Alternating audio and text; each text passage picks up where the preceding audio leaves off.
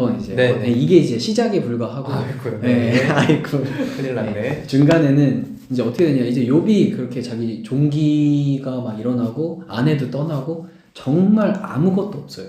재산도 없고 집도 없고 아들 딸도 없고 아내마저 없어. 그런 상황에서 이제 욥이 막 긁으면서 있을 때 세 친구라는 이제 세 명이 등장을 하는데 엘리바스와 빌닷, 소발 요 세 명의 친구가 욥을 위로하러 찾아와요.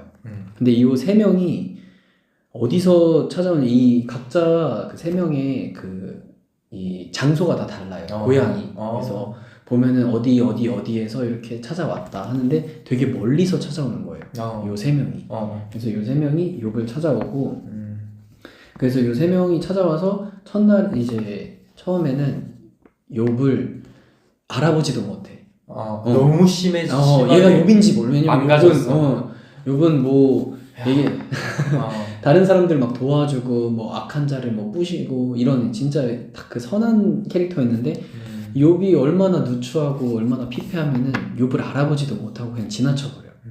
근데 이제 이 친구가 욥이구나 하고서는 욥한테 가서 자신의 옷을 찢어요. 세 친구들이. 그러면서 아무 말도 하지 않고 이제 그 제사를 지내는 것처럼 그렇게 그냥 가만히 있다가 추후에 이제 욥이랑 논쟁을 벌이게 되죠. 그 논쟁을 벌이면서 욥한테 이 세 친구들은 너가 죄가 있어서 그런 거다. 하나님이 아무런 이유 없이 그러진 않을 거다. 이러면서 그런 주장을 하고 이 욥은 나는 억울하다. 나는 죄를 짓지 않았다. 그 말이 또 맞기도 하고. 난 이유 없어. 난 이유 없이 이런 고통 받는 거야. 이렇게 서로 논쟁과 투닥투닥 이제 언쟁을 벌이는 거죠. 이런 사건이 또 중간에 일어나고 요 부분에서 또 어떤 생각이 드시나요? 요거는 그러니까 요때 당시에는 그랬던 것 같아. 이 죄를 지으면은 요 처벌을 받는다. 인과응보. 우리도 예를 들면 도둑질을 하면은 뭐 2년 뭐 이내에 어쨌든 그 집행유예, 뭐 벌금 얼마, 살인을 하면은 뭐 어떤 처벌, 이거 법적으로 정해져 있는 것들이 있고, 근데 요때 당시에는 신이 어떤 그 하나님과 우리 사이에서 우리가 어떤 죄를 지으면은 어떤 벌을 받게 돼 있고, 요런 생각들이 그냥 기본 베이스였던 것 같아요. 인과응보 이게. 그래서 이런 이야기를 하는 것 같은데, 근데 이거는 어떻게 생각해요? 이거 자체에 대해서, 인과응보에 대해서. 인과응보 저는 죄를 저지르면은 벌 받는다. 이거는 이성적인 사람이 만들어낸 생각이라고 생각해요. 인과응보는. 그러니까 죄를 지었으면은 그에 합당한 벌을 받아야 된다. 여기 이제 인과응보라는 시스템이잖아요. 사상이잖아요. 근데 요거는 저는 예수님이 오고 나서부터는 다 무너져 버렸어요. 왜냐면 예수님은 그러지 않았거든요. 그러니까 죄를 짓는 사람한테, 그러니까 죄인인데 그 죄인한테 죄를 묻는 게 아니라 예수님의 피로써 그 죄값을 다 회복시켜 줬잖아요. 그로 인하여서 이미 이 인과응보 사상은, 그러니까 인간들의 시스템이 무너진 거죠. 하나님이 이제 아들을 보냄으로써. 그래서 이게 보면은 이 세 친구와 욥이, 이 세 친구들은 인과응보에 대해서 계속 묻고 따지는데 욥은 그렇지 않다. 자기는 잘못 없다. 이렇게 논쟁을 하고 있잖아요. 이제 그 다음에 나올 이야기인데 다른 엘리오라는 사람이 등장해서 이 두 명의 모두 잘못을 지적을 하는 게, 이때는 이게 구약 시대였고 지금은 이제 신약 이후에 예수님은 신약 시대에 등장을 했었고 신약에서 예수님은 이 인과응보의 시스템에 전혀 동의하지 않죠. 인과응보를 전혀 그러니까 그건 그냥 인간만이 가지고 있는 이성적인 거고 전혀 이제 이해할 수 없는 그런, 특히 유명한 거 있잖아요. 왼쪽 뺨을 때리면은 오른쪽 뺨을 대라. 뭐 이런 말도 있듯이 인과응보 시스템에서는 전혀 말이 안 맞는 게 이제 이 신앙적으로 보면은 그렇죠. 종교적으로 보면은. 근데 이런 그런 것도 있잖아요. 막 너가 이제 받고자 하는 만큼 베풀어라. 뭐 아니면은 뭐 주는 대로 받는다. 약간 이런 것들 있잖아요. 그게 이제 좋은 것이든 나쁜 것이든 그런 것들이 뭐랄까, 나는 이제 자기계발서나 이런 것들을 보면서 많이 봤고, 그리고 어떤 그 기독교적인 어떤 세계관 속에서도 거기에서도 뭔가 이제 너가 대접받고 싶은 만큼 뭐 대접해라 이런 게 있잖아요. 막 그런 말도 있고. 황금률이라고 하죠. 황금률 그런 것도 있고 그리고 나는 죄도 너가 이제 이렇게 너가 이 사람한테 이렇게 안 좋게 하면 그것도 너한테 돌아온다. 약간 그런 것들도 있잖아요. 나는 그래서 이 부분은 그래도 뭐랄까 어느 정도 나는 이게 맞는 부분도 있다고 생각하거든요. 이게 구약 시대에서는 그 모세, 그러니까 인간이 이제 집단을 만들어서 이 생활을 할 때 법이라는 게 존재해야 되잖아요.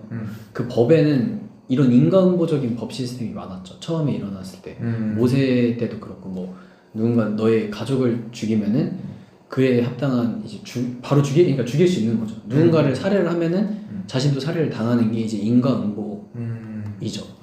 근데 이런 이제 인과응보 시스템이 무너지고 그런 거를 회복시키는 게 이제 최근에도 여호수아라는 거 저희가 그 QT에서 했었잖아요. 거기서도 저도 그 되게 중요하게 핵심으로 나왔던 게 도피성. 그거에 대한 말씀이 나왔었는데 그 도피성은 전혀 인과응보에 맞지 않아요. 살인자를 안전하게 딱 그 울타리 안으로 가두는 거거든요. 살인자들을 도망 나올 수 있게끔 안전한 낙원처럼. 그런 것처럼 이 죄 지은 그 당시에는 이제 살인한 사람은 죽여도 되는 거예요. 근데 그거를 이제 보호할 수 있는 뭔가, 그러니까 인과응보랑은 좀 다르죠. 죄 지은 만큼 벌 받는 거랑은 좀 다른. 그러면은 그 태환이는 개인적으로 그러면은 어떤 사람이 아무리 뭐 어떤 죄를 지어도 그거는 상관없다. 그러니까 인과응보 시스템 무너졌으니까. 그러니까 인과응보 시스템은 인간이 만들어낸. 그러니까 이게 이성적으로 생각하면은 그렇죠. 저렇게 잘못했으면은 벌을 받아야지. 요게 약간 이성적인 판단인데 이 성경적으로 보면은 전혀 그렇지 않다는 거죠. 왜냐면은 성경적으로 보면은 작든 크든 인간은 모두 죄인이라고 얘기를 하니까. 그러면은 모두가 똑같이 같은 벌을 받아야 되는데 누구도 하나도 예외가 없는 거죠. 성경적으로 보면은 모두가 죄가 있으니까. 여기서 그 성경적으로 봤을 때 욥도 잘못됐고 이 세 친구들도 잘못된 거죠.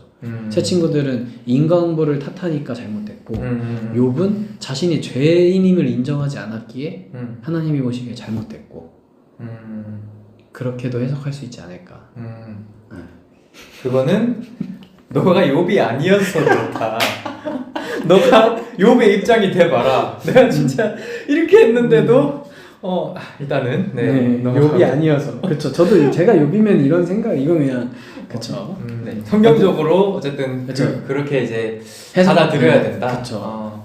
그런 말씀이 있으니까. 엘리후가 뭐라고요? 그렇죠. 이 다음에 나오는 게 이제 이 세 친구와 욥이 논쟁하고 있던 거를 한 청년이 듣고 있어요. 그리고서는 이 성경에서는 어르신이라고 얘기를 하거든요. 이 엘리후라는 사람이 어르신들의 말을 다 듣고 있었는데 제가 답답해서 참다가 한마디 좀 해야겠습니다. 이 지혜로운 어른인 줄 알았는데 니네들 얘기하는 거 들어보니까 도저히 못 들어주겠다. 이러고서 이제 청년 엘리후가 등장하는데 저는 이 엘리후가 약간 천사의 역할을 대신하는 것 같아요. 하나님의 그 메시지를 전달해주는. 그래서 이 엘리후가 욥과 친구들의 논쟁을 비판하고 하나님의 주권과 인간의 한계를 강조한다. 그 이후에 이제 엘리후가 막 이런저런 질문을 던지고서는 이 욥과 세 친구들한테 대답할 수 없는 질문들을 막 던져서 둘 다 이제 비판을 하는 거죠. 그 이후에 이제 폭풍 가운데서 하나님이 탁 나타나시는 거죠. 나타나서 욥한테 여러 가지 질문을 던져요. 욥한테 이제 너 한번 대답해봐라. 뭐 이런 거 뭐 하늘이 어떻게 만들었는지 네가 아냐. 뭐 까마귀가 왜 이건지 아냐. 그러니까 이런 천지창조에 대한 거를 네가 아냐. 그렇지. 모르지. 그러니까 이제 욥이 대답할 수 없는 난해한 질문들을 던지는 거죠. 그러니까 이해할 수 없는 이제 왜 이해할 수 없게 욥한테 이런 재앙을 줬는가 하는데 이미 세상은 이해할 수 없는 일들이 너무 많이 일어난 거죠. 그런 거를 좀 대변하고자 하나님이 이제 네 이해할 수 있는 게 뭐가 있냐라는 식으로 이제 엄청 질문을 많이 던져요. 거의 한 몇 장에 걸쳐서 그런 질문들을 던지고 그렇게 욥한테 질문을 합니다. 욥은 이제 자기는 대답할 수 없다. 저는 모르겠다. 그리고 입술을 막아요. 그런 식으로 욥은 대답을 하고 그래서 하나님은 욥과 욥의 친구들에게도 잘못을 지적하고 욥한테 용서를 구하게 하고 욥이 그들을 위해 기도하고 하나님은 그의 재산을 2배로 회복시키고 자녀들도 다시 주시며 욥에게 장수와 평안을 허락하신다 라고 이제 이야기를 하고 이 말씀이 마무리가 되는데 요 해피엔딩은 또 어떻게 납득이 가시나요? 그러니까 이것도 결국에 마지막에 뭐 재산 2배로 줬다, 자녀들도 다시 줬다 이렇게 해서, 그러니까 결국에 마지막에 복을 줬으니까 땡인가, 모든 걸 2배로 줬으니까 땡인가, 내 이미 죽은 자녀들. 자 봐봐, 얘가 오늘 그 세영이 형이랑 그 하영이랑 결혼을 했잖아. 결혼했죠. 아 잠깐만, 여기 이 예로 들면 안 되겠다. 네네. 어떤 그 신혼부부가 있어. 네. 첫째 자녀를 낳았어. 이제 너무 귀하고 아름답고 너무 예쁘잖아. 그리고 막 자녀들이 막 있는데 이 자녀들이 다 죽어버렸어. 그리고 나중에 어쨌든 이 마지막에 주는 자녀들은 그 이후에 다시 생기는 자녀들이잖아. 어쨌든 내 첫째 아이들, 이 둘째 아이들, 이 열째 아이들은 이미 얘네들은 다시 돌아오지 않잖아, 이 세상에. 그리고 그때 당시에 욥이 받았던 그런 정신적인 고통, 육체적인 고통, 이런 것들이 나는 이 정도면 이거는 그 트라우마로 남았을 거라고 봐. 어떤 그냥 뭐 가로등만 봐도 갑자기 막 몸 막 진짜 막 벌벌 떨리면서 트라우마로 남았을 거라고 나는 봐요. 이 정도면. 근데 이거에 대한 어떤 설명이 없다는 거, 이런 고난에 대한 뭔가 설명이 없는 거, 이 무책임한 거 아닌가? 그래서 마지막에 그냥 이렇게 2배 줬으니까 이걸로 정말 괜찮은가? 나는 이런 좀 생각이 들어요. 일단은 첫 번째로 그 이제 욥의 자녀들. 네. 저는 이제 욥은 결국에는 가장 큰 이제 혜택? 욥이 이제 이 논쟁과 이 고난 속에서 무엇을 발견했나 보면은 하나님을 일단 발견을 했어요. 그전에는 이제 제사 드리고 그랬는데 하나님을 위해서 그 신실한 신앙생활을 했지만 하나님을 본 적은 없어요. 단 한 번도. 근데 욥한테 하나님이 나타나서 욥은 이제 하나님이 욥한테 직접적으로 이제 이런 천지창조에 대해서 얘기를 하는 거죠. 네 이거 뭐 있을 때 너가 있었냐? 뭐 까마귀가 뭐 그렇고 뭐 숫사슴이 언제 애를 낳고 뭐 이런 엄청난 얘기를 들으면서 욥은 아무 대답도 못 하는데 그때 욥은 어땠을까? 약간 그 세상의 비밀을 살짝 엿본 느낌이 들었을 거야. 그 인터스텔라 보면 걔가 막 그 4차원 공간 속으로 그 시공간이 뒤엉킨 그 속으로 막 들어가가지고 옛날 자신의 딸의 그거를 이제 딱딱 보여주잖아요. 그러니까 그 시공간이 뒤엉키고 뭔가 이 우주에 대해서 아주 살짝 엿보고 오는 약간 그런 뭔가 신비스럽고 놀라운 그렇죠. 그런 경험을 하잖아.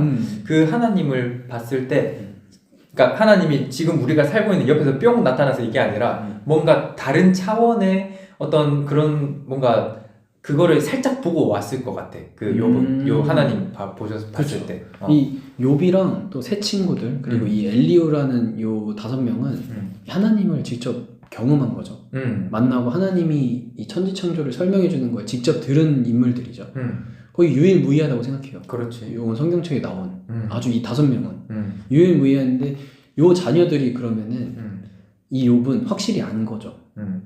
그러니까 아쉬워하거나 불평불만하거나 되게 뭐라고 해야 되지 막 트라우마나 그러니까 내 자녀들 어떡하지가 아니라 오히려 확신을 얻게 된 거죠.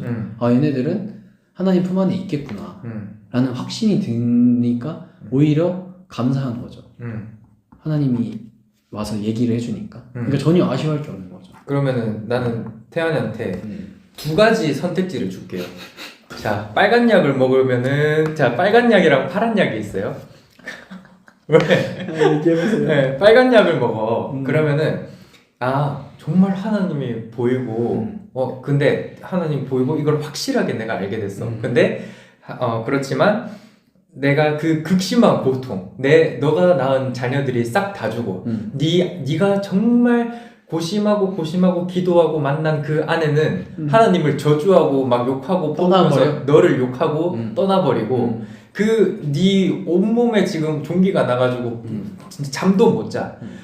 완전 막 두통도 엄청 심하고 그거를 진짜 막 막 1년 동안 이렇게 막 겪어야 돼. 그러고 하나님을 보는 거 선택할래? 아니면은 이제 처음에 욥이 이제 의롭고 부유하게 하나님 경외하면서 악에서 떠난 삶을 살고 아이들과 딸들, 가축과 재산 이제 큰 부자로서 이렇게 살면서 하나님을 실제로 보진 않았지만 보지 않고 믿은 게 더 대단하다고 막 그런 말도 있잖아요. 저는 그렇게 생각해요. 그렇게 하잖아요. 그러니까 이거는 두 번째예요. 그러면은 첫 번째를 선택할 거예요? 두 번째를 선택할 거예요? 형님은요? 나는 두 번째죠. 무조건 두 번째? 네. 그러니까 고민할 필요도 없이 어차피 하나님과 교제 아주 친밀하게 있고 이미 악에서 떠난 삶을 살고 있었고 하나님을 경외하면서 살고 있었는데 그 하나님을 보고 진짜 확실히 하나님이 딱 있네. 이거 하나 가지고 그 모든 극심한 고통을 감내하기에는 그 너무 고통스럽다라는 거죠. 그러니까 차라리 나는 그거 안 보고 나 그냥 하나님 당연히 있는 거 믿고 그냥 있는 거 믿으니까 그냥 조금 또 평안하게 그렇게 사는 게 훨씬 낫지 않나. 그래서 아까 딱 그 하나님 있다는 거를 확실히 봤으니까 욥은 억울하지 않다 이렇게 말하는 게 방금 태환이가 말한 거잖아. 내 말에는 어떻게 생각해요? 일리가 있어요. 그치? 그러니까 보지 않고 믿는 게 저도 그렇게 생각하거든요. 그러니까 욥은 이미 보지 않고 믿고 있었어. 그러니까 보지 않고 믿는 게 더 어렵다고 생각을 해요. 그래서 저는 그 신약 시대에 나온 예수님의 제자들 예를 들어서 예수님의 제자들은 예수님을 봤단 말이에요. 그럼에도 불구하고 자신의 생명에 위험을 가해졌을 때 얘네들은 봤어. 기적도 보고 예수님을 봤는데도 불구하고 그 유명한 베드로도 그렇고 3번이나 부인을 하고 그러니까 다 도망가버려. 단 한 명도 남지 않고. 그러니까 인간이라는 게 그렇게 그러니까 지금 이 욥의 시대에서 욥은 악에서 떠난 삶을 살고 있었지만 이렇게 부유하게 살고 있었지만 평안하게 살고 있었지만 언제 하루아침에 바뀔지 모르는 게 이 사람 마음이라는 거죠. 근데 이 욥의 인생에 있어서 이런 이런 과정을 통해서 하나님을 만나고 하나님이 그런 진짜 인터스텔라에서 알려주는 4차원의 삶에서 알려주던 약간 엿보기처럼 이제 비밀을 딱 알려주잖아요. 그렇게 비밀을 딱 보여주는 요 경험을 하는 게 전 더 좋다고 생각해요. 본인이 그 실제로도 이 경험을 선택할 것 같다. 태환이도 진짜.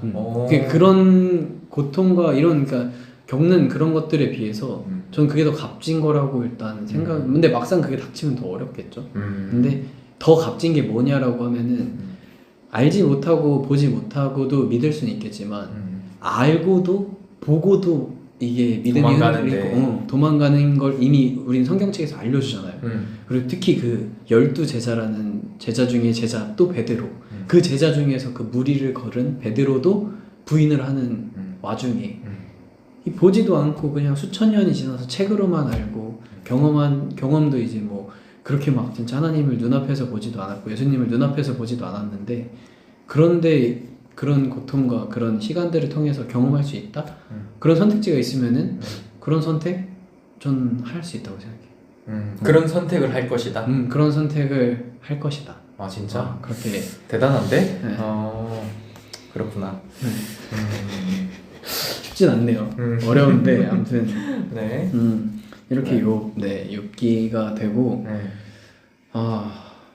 그렇죠.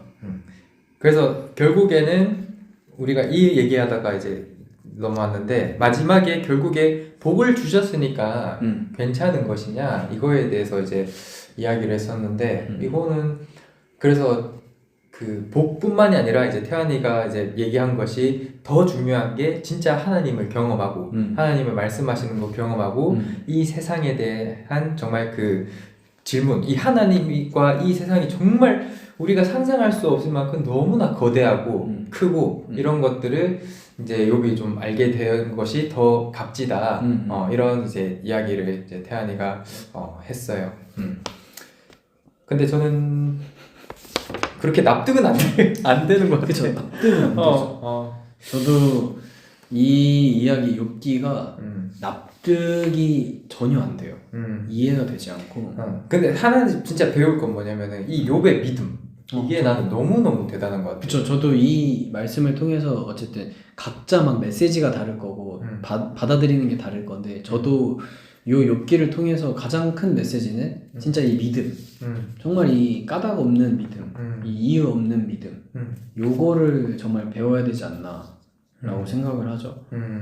그래서 내가 그 읽었던 야 믿음이 진짜 대단하다고 느꼈던 구절 하나 그 소개드리면 그 19장 23절에 얘가 너무 억울하니까 뭐라고 하냐면은 야 누가 내 말 좀 기억했다가 책에 좀 썼으면 좋겠다. 누가 철필로 돌에 새겨서 분필도 아니고 철필로 돌에 새겨서 영원히 보존되도록 좀 했으면 좋겠다. 얼마나 억울했으면. 너무 억울했으면. 근데 바로 그 다음 장에 근데 내 육체 가죽이 썼고 육체 밖에서 하나님을 볼 것이며 이제 육체 이제 밖에서 하나님을 보는데 그때는 내 눈이 그를 보아도 낯선 사람처럼 하지 않을 것이니 내 마음이 한없이 설레는구나 이렇게 이제 이야기를 하는데 야 이렇게 고통을 당하고 하는데 낯선 사람처럼 하지 않을 것이니 나는 뭔가 그냥 조금만 어렵고 이래도 정말 하나님 이게 맞아요? 이게 진짜 있는 거 맞아? 이게 맞아요? 나 약간 이러는데 이 사람은 이렇게 고통을 당하는데도 낯선 사람처럼 하지 않으니 내 마음이 한없이 설렌다라는 말을 어떻게 할 수 있을까? 정말 이 믿음 너무 담고 싶다. 본받고 싶다. 좀 이런 마음이 좀 많이 들었던 것 같아요. 그렇죠. 저도 이 육적인 것 어제 그 금요 예배가 저희가 그 어린이를 대상으로 했는데 어제 제목이 그거였거든요. 뭐? 영장이 될래요예요. 영장? 영장. 영장이 뭔 것 같아요?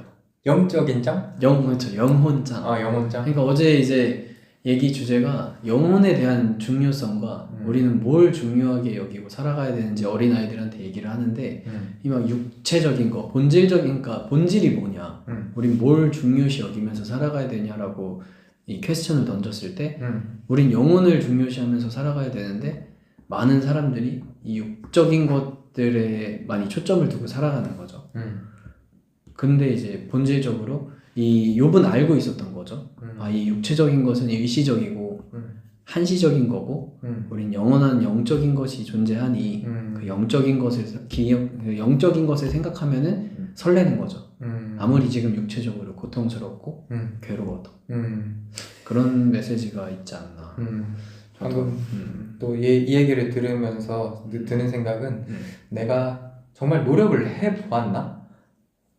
이런 생각이 들어요. 그렇게 나는 막 노력을 안 했던 것 같아. 그래서 어떤 노력? 그러니까 이렇게 뭔가 이런 영장이 이 영혼이 중요하고 그러니까 나를 좀 더 어떤 정말 하나님과 친밀해지기 위한 노력 좀 이렇게 좀 이런 사실 정말 나는 아직도 욥이 너무 어떻게 이런 마음을 가질 수 있을까 좀 그런데 이런 뭐랄까 가운데서도 이 영혼을 내가 소중히 여기고 이거를 좀 더 지켜나가고 믿음을 좀 더 성숙되게 하고 이런 노력을 진정으로 해봤나?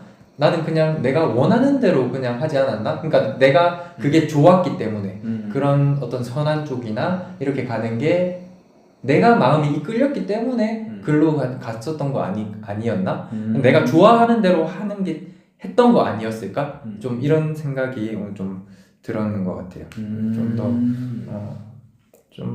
더 노력도 조금은 해야 되겠다라는 좀 생각이 드는 것 같습니다. 그렇죠. 저도 이 6기를 읽으면서 좀 다시 한번 더 읽고 느끼면서 드는 게 진짜 이게 그러니까 아무리 이 인간으로서 노력하고 아무리 막 더 발버둥 쳐도 턱없이 부족하다, 한없이 부족하다는 걸 많이 느끼고 결국엔 이 욥이 마지막에 이 42장에 이제 1절 좀 욥이 마지막 주님한테 대답하는 게 그거 한번 읽어볼까요? 네. 주님께서는 못하시는 일이 없다는 거를 이제 저는 알았습니다. 그러니까 욥도 이전에 그 신실했던 욥도 경유하며 악에서 떠난 삶을 살았는데 이 과정을 통해서 욥은 한 번 더 느낀 거죠.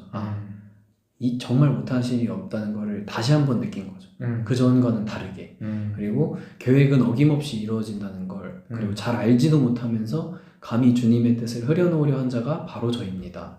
깨닫지도 못하면서 함부로 말을 하였습니다. 제가 알기에는 너무나 신기한 일들이었습니다. 와, 이렇게 얘기를 하고 지금까지는 제가 귀로만 들었습니다. 그러나 이제는 제가 제 눈으로 주님을 뵙습니다. 라고 이제 고백을 하는 거죠, 욥이. 그러니까 진짜 이제 그러니까 성경이든 뭐든 이렇게 듣고 그랬는데 실질적으로 이제 눈으로 보게 된 거죠, 하나님을. 그러므로 저는 제 주장을 걷어들이고 티끌과 잿더미 위에 앉아서 회개합니다. 라고 이제 욥이 마지막에 얘기를 하고 욥이 말씀을 마치고 이제 주님은 그 세 친구와 욥한테 이 복을 주시는 거죠. 수량과 뭐 송아지를 주면서 이렇게 기도를 들어주시고 더 복을 주고 막 오래오래 살게 하고 이렇게 욥기가 마무리가 되는데 저는 이거 마지막 부분을 읽으면서 이 세 친구 저는 이 세 친구도 진짜 너무 중요한 사람이라고 생각을 해요. 왜냐면은 이 욥을 위하여서 이 욥이 이제 막 그 힘들어한다는 걸 듣고서는 달려오지 않았다면은 그러니까 딱 집에서 떠나서 오지 않았다면은 얘네들은 하나님을 보지 그러니까 수많은 그러니까 욥이 부자였고 정말 많은 이로운 일을 하고 남들 도와주고 했는데 결국 모인 사람은 딱 이 세 사람뿐이었거든요. 마지막에 남은 사람 그 아내마저도 가버리고 아내도 욥 옆에 좀만 더 있었으면은 하나님을 볼 수 있었는데 그 기회를 놓친 거죠.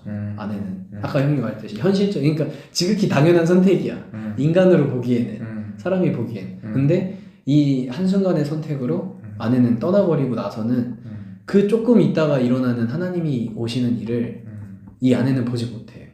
근데 이 세 친구들은 또 하나님을 만날 수 있는 기회를 이제 그 선택으로 잡은 게 아닌가. 야, 그런 선택을 하고 싶다.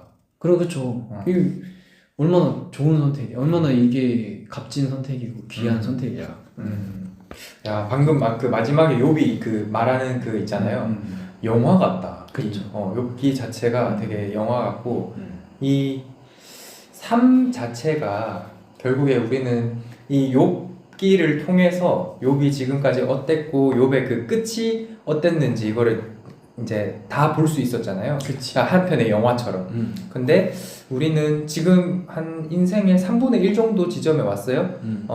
근데 우리의 끝은 우리가 지금 못 보고 있잖아. 그러니까 우리는 지금 이 과정들을 살아내야 되는 거고 그러면서도 욥기를 읽으면서 느끼는 점은 이 삶이라는 것 자체가 우리가 이해할 수 없는 일들이 많이 나올 수 있겠다 앞으로 내 인생에서도 벌어질 수 있겠는데 그 과정에서 내가 정말 그 아내처럼 떠나가는 선택을 하지 않고 그 세 친구 그리고 이렇게 그 욥 곁에 이렇게 머무르는 그런 선택을 하고 하나님을 좀 그러니까 이해하지 못하는 이해될 수 없지만 좀 그런 하나님을 따라가는 그런 선택을 하고 싶다. 좀 이런 생각이 들었어요. 그래서 좀 이해하려고 하면 안 되겠구나. 그렇죠. 이해하려고 하면 지난주 저희 말씀이 그거였잖아요. 이성적인 것과 비이성적인 거, 네, 비이성적인 그 마리아 잉태 그 부분에 대해서도 저는 그거 들으면서도 가장 떠올랐던 게 욥이거든요. 비이성적인 거에 아주 대표 주자잖아요. 욥이. 네. 저도 이거를 마지막으로 정리하면서 이제 얘기를 하자면은 이 욥기가 되게 그 이 새 청년 그러니까 이 새 청년처럼 이 욥과 논쟁을 하니까 마지막에 이게 설명이 좀 어려운데 그러니까 새 청년에 대한 이 평판이라고 해야 되나?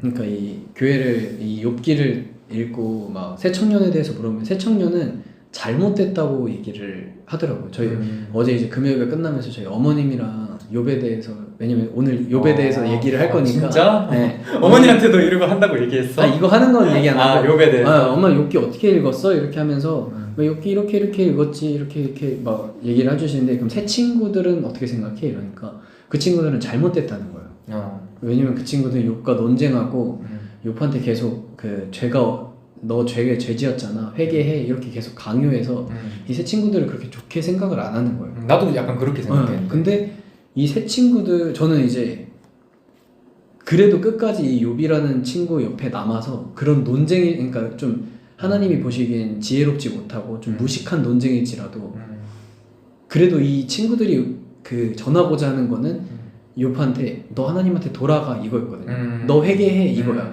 이걸 논쟁을 하는 거면. 그러니까 결국에는 얘네 세 명이 뭐 자신의 이윤을 따지지도 않았고, 그치. 뭐 자신의 대가를 바라는 것도 아니고, 너 하나님한테 다시 회개해 이거를 논쟁을 한 거였단 말이에요. 본인 생각에는 그게 맞는 거를 지혜롭진 못하더라도 자기들이 하나님 곁으로 가자. 그래, 야 너 다시 회개해. 너한테 아무리 몰라도 하나님은 그럴 뿐이 아니야. 약간 이런 믿음이 있던 새 청년을 조금 보면서 저는 그런 새 청년이라도 되고 싶다. 이게 새로운 해석인데. 저는 그러니까 내가 욥이 되고 싶다기보다는 그런 욥기인 사람이 있으면은 나는 그런 새 청년 중에 한 명이 되고 싶다. 아니 너무 이것도 좀 간사한가 이것도. 욥은 되기 싫은 거잖아. 그러니까 너도. 그러니까 그쵸. 그러니까 욥은 누가 되고 싶겠어요. 욥이 누가 이런 고통을 겪고 싶겠어. 근데 이제 이 세 친구들도 정말 이유 없이 대가 없이, 그러니까 욥은 대가와 이유 없이 하나님을 경외했지만 이 세 친구들은 또 반대로 욥을 이유 없이 사랑했단 말이죠. 아무런 대가 없이 욥을 사랑했단 말이죠. 그러니까 끝까지 남아있을 수 있고, 저도 약간 그런 정말 믿음과 신실한 사람을 곁에서 그 사람을 정말 아무런 이유와 대가 없이 그냥 끝까지 따라가는 욥이 되고 싶다는 게